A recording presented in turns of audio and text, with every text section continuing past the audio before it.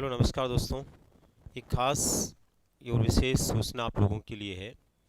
दोस्तों, जैसे कि काफ़ी दिनों से आप सुन रहे होंगे, नई शिक्षा नीति के तहत प्राथमिक शिक्षा से पहले के जो बालक होते हैं, जो 3 से 6 वर्ष के होते हैं, उन बालकों के लिए भी शिक्षा व्यवस्था के लिए नई शिक्षा नीति में प्रावधान किया गया है, जिसके अनुसार अब आंगनबाड़ी केंद्रों को आंगनबाड़ी पाठशाला बना दिया गया है। और इसी प्रकार से पीएम श्री स्कूल और महात्मा गांधी स्कूल में पहले से ही पूर्व प्राथमिक कक्षाओं को और उनके लिए अध्यापकों के पद को सृजित किया गया है। ऐसे में अब बहुत जल्द सभी आंगनबाड़ी पाठशालाओं में भी इस तरह के शिक्षक लगने वाले हैं, जिनको हम मदर टीचर के नाम से या फिर नर्सरी टीचर के नाम से जानने वाले हैं। दोस्तों, ये लगभग 50,000 पदों पर संभावित भर्तियां हैं। अगर आपको आइडिया हो तो पहले भी हमारे यहाँ पर एनटीटी के माध्यम से आंगनबाड़ी केंद्रों पर इस तरह के नर्सरी टीचर्स की 2 बार भर्तियाँ हो चुकी है। और आपको पता हो तो उन भर्तियों के अंदर निश्चित परीक्षा के माध्यम से जो पाठ्यक्रम पूछा गया वो क्या था और क्या उसमें पूछा गया, किस तरह के प्रश्न आए, क्या लेवल रहा, ये सब कुछ हमें जानना ज़रूरी है आने वाली भर्तियों के लिए। क्योंकि भर्ती आने के बाद फिर आप अपनी तैयारी में लगेंगे तो बहुत अच्छी तैयारी हम कर पाएँ ऐसा ज़रूरी नहीं है। इसलिए किसी भी प्रकार की भर्ती की सुगबुगाहट होने के समय से ही यदि हम अपनी तैयारी को शुरू कर देते हैं तो निश्चित रूप से हम सफलता को प्राप्त करते हैं। दोस्तों, मैं नेक्स्ट गुरु के माध्यम से एक नई प्रकार की इस होने वाली शिक्षक भर्ती को लेकर के एक संदेश लेकर के आया हूँ, जो आप लोगों के लिए खास और महत्वपूर्ण साबित होने वाला है। सबसे पहले तो दोस्तों, आपको बिल्कुल निश्चिंत रहना है। सरकार ने भी अभी एनटीटी को पुनः चालू करने की जो है घोषणा कर दी है, क्योंकि इस तरह के टीचर्स की भर्ती होना तय है। तो ऐसी स्थिति में ये टीचर्स कौन से होंगे, किस प्रकार से बनेंगे और क्या इनकी रणनीति रहेगी।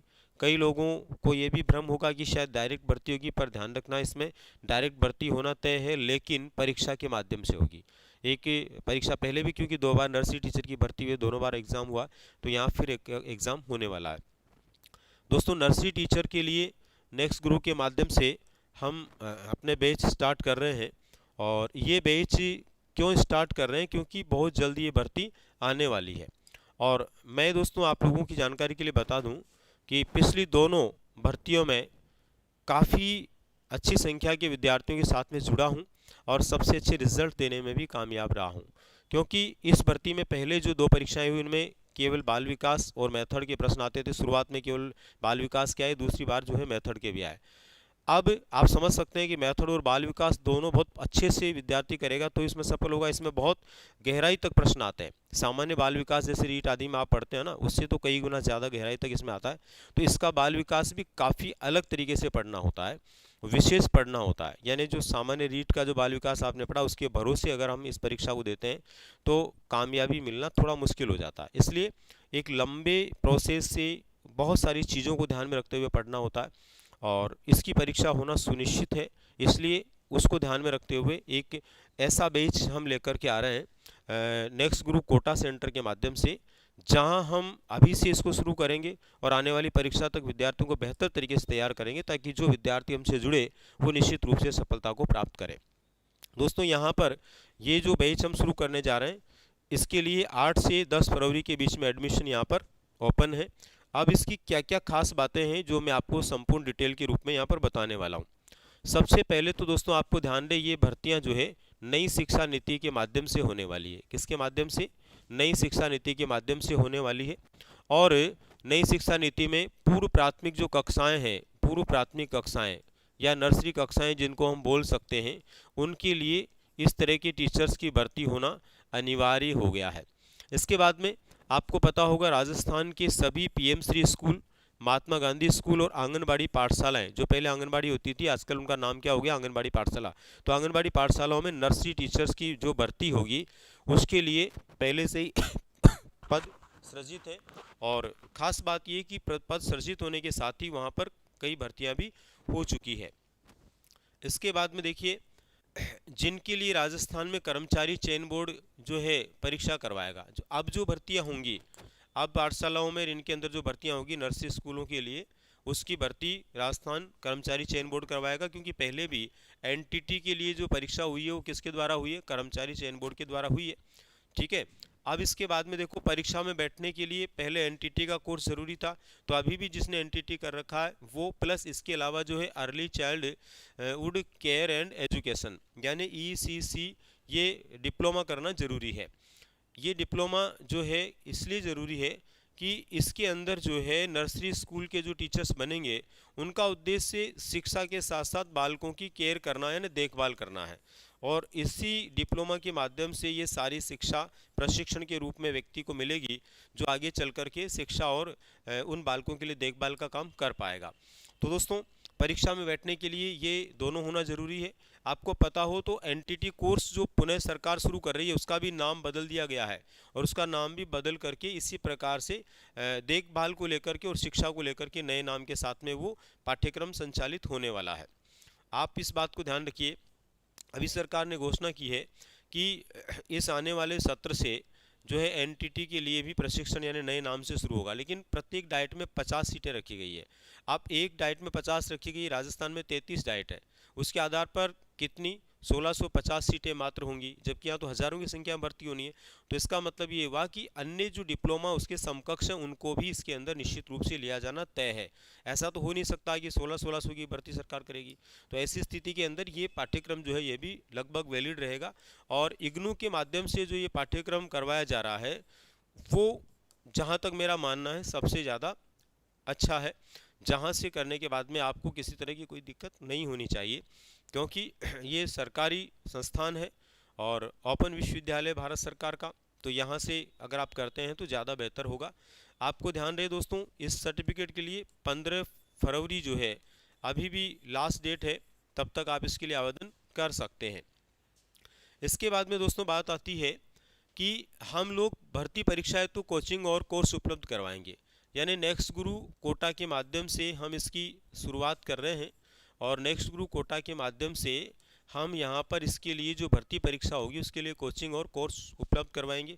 आपको पता हो तो कुछ समय पहले समाचार पत्र में भी इसके पाठ्यक्रम को लेकर के कुछ डिस्कशन जारी हुआ था, प्रसारित हुआ था, लेकिन वहाँ पर जैसा लिखा हुआ था उसमें अंक विभाजन नहीं था। मैं आपको संभावित अंक विभाजन भी बताने का प्रयास करूँगा कि पिछली परीक्षाओं के आधार पर क्या इसका रहेगा, क्योंकि पिछली परीक्षाओं में केवल साइको मेथड रहा है, तो इसका मतलब इस बार शुरुआत में केवल साइको रहा, मतलब उसमें बाल विकास का केवल पार्ट रहा, उसके बाद में जो है इसमें मेथड भी जोड़ेंगे, तो अब की बार कुछ और जीके आदि जोड़ा जा सकता है, वो कितना हो सकता है वो हम बात करेंगे।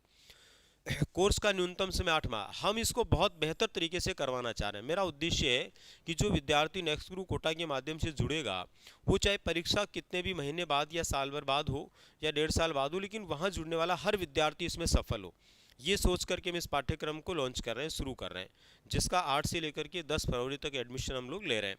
ये जो पाठ्यक्रम है दोस्तों, इस पाठ्यक्रम में एडमिशन लेने के लिए आप नेक्स्ट गुरु कोटा के यहाँ पर संपर्क कर सकते हैं, और ये हमारा जो है केशवपुरा चौराहे के पास में तलवंडी के यहाँ पर स्थित है। वहाँ पर जब आप एडमिशन लेने के लिए जाएंगे तो सारी जानकारी और आप लोगों को दे दी जाएगी। कोर्स हमारा कम से कम 8 महीने चलेगा, अधिकतम 10 महीने भी इसमें हो सकते हैं, लेकिन हमारा उद्देश्य बेहतर तरीके से आप लोगों को तैयार करना, ताकि आप सफलता प्राप्त कर ही लें, ठीक है ना। और ध्यान रखिए दोस्तों, कोचिंग करने का मतलब ये है कि हम उस जगह से करें जहाँ से हमें उसके संपूर्ण पाठ्यक्रम की बारीकी से पता लगने के साथ ही समझ पैदा हो जाए, और पहले उस परीक्षा के लिए तैयारी किसी ने करवाई है, जिसको अनुभव इस बात का उसमें कैसे प्रश्न पूछे जाते हैं। और पिछले 2018 के समय भर्ती हुई, उस समय सबसे ज़्यादा विद्यार्थी पढ़ाने के साथ ही अच्छे रिजल्ट मैंने देने में कामयाबी हासिल की है, इसलिए उम्मीद करता हूं कि आने वाली परीक्षा में भी बेहतर रिजल्ट्स जो है आ पाएंगे, ठीक है। जिन्होंने ECC जो नहीं किया हुआ, यानी ये डिप्लोमा नहीं किया हुआ, उसके लिए वैलिड संस्थान से प्रवेश हेतु काउंसलिंग भी उपलब्ध करवाएंगे। हम उसको उस संस्थान से जोड़ने का प्रयास भी करेंगे जो वैलिड है, और उस संस्थान से अगर वो इस पाठ्यक्रम को कर लेता है, डिप्लोमा कर लेता है, तो उसको कोई दिक्कत नहीं आएगी, क्योंकि संस्थान तो बहुत सारे हैं जो ये करवा रहे हैं, लेकिन कौन सा वैलिड है कौन सा नहीं है ये भी कई बार हमारी समझ से बाहर होता है, तो हम गलत जगह फंस जाते हैं, तो वो कोई काम में नहीं आता हमारा डिप्लोमा। तो सही और वैलिड संस्थान जहाँ से ये होगा तो शायद गवर्नमेंट उसको मानेगी, उसके लिए भी हम प्रयास करेंगे, उसको अच्छी काउंसलिंग देने की कोशिश करेंगे। इसके बाद में दोस्तों बात आती है कि खास बात यह है कि इसके लिए पिछली 2 परीक्षाओं में राजस्थान में सर्वाधिक चयन देने वाले शिक्षक आर के वैष्णव, यानी कि मैंने खुद ने उसमें सर्वाधिक चयन देने का कार्य किया है, यानी सर्वाधिक बच्चे पढ़ाए, जितनी सीटों के लिए आए मैक्सिमम बच्चे मेरे पास थे और निश्चित रूप से मैक्सिमम बच्चों ने रिजल्ट भी हासिल किया है, जिनके द्वारा ही अब उसी तरह की बेहतर तैयारी, मैं खुद उस तरह की बेहतर तैयारी करवाने के लिए तत्पर हूँ। इसके पाठ्यक्रम में पहले 100% स्पेशल सीडीपी यानी विशेष प्रकार का बाल विकास, सामान्य बाल विकास तो आप रीट में पढ़ते हैं, पर इसमें विशेष प्रकार का बाल विकास यानी बहुत ही अलग तरह के टॉपिक्स इसमें जुड़े हुए होते हैं जो आता है, ठीक है ना, बाल विकास आता है। एंड शिक्षा शास्त्र यानी कि पैडागोजी यानी मेथड्स वगैरह, उसमें भी कम्प्लीटली पैडागोजी स्टाइल में चीज़ें आती है, ठीक है ना।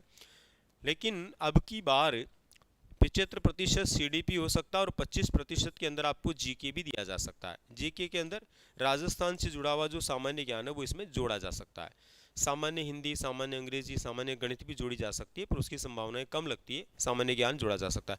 कुछ भी हो जाए, लेकिन मैक्सिमम परसेंटेज के अंदर अभी भी क्या आने वाला, सीडीपी, क्योंकि पहले पूर्ण रूप से चयन का आधार क्या था, सीडीपी था। तो आप लोग इस कोर्स के लिए अपना एडमिशन लेकर के अपनी सफलता सुनिश्चित कर सकते हैं।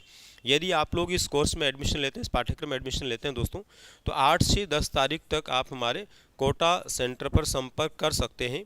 और यहाँ संपर्क करने का सबसे बड़ा जो लाभ है वो है आपका सीडीपी वाला जो पार्ट है वो इतना बेहतर हो जाएगा इतने लंबे टाइम में, 8 से 10 महीने का टाइम इसमें हम ले रहे हैं, कि आप एकदम कहीं से भी पूछा जाएगा तो उसका जवाब दे पाएंगे। और देखो, कोई भी व्यक्ति यदि कोई डिप्लोमा करता है या किसी एग्ज़ाम की तैयारी करता है तो सफलता के लिए करता है, तो हम पूरा प्रयास करेंगे कि आपको सफलता मिले। तो दोस्तों निश्चिंत हो जाइए और एक बेहतर तैयारी की दिशा में आज से ही लग जाए। अच्छा, एक बात और आप ध्यान रखिए कि जो शुरुआत के अंदर पहल कर देता है और लग जाता है वो जीत जाता है, और सोचता रहता है कि देखो देखेंगे, अभी बाकी लोगों को कर लेने दो, उसके बाद हम भी देखते हैं क्या होता है, वो फिर देखने में रह जाता है। इसलिए शुरुआत में जुड़ जाइए और अपनी सफलता को सुनिश्चित कर लीजिए। अब तो सरकार ने भी ये लगभग तय कर दिया है कि ऐसी भर्ती होने वाली है, तो फिर हमें रुकना नहीं है, थमना नहीं है, जीत की ओर आगे बढ़ना है। और कोई एक इसमें एग्ज़ाम नहीं होगा तो 100% होगा, पहले भी 2 बार एग्ज़ाम से ही भर्ती हुई है तो फिर होगा। ठीक है दोस्तों, मिलते हैं आगे की किसी नई जानकारी के साथ। धन्यवाद।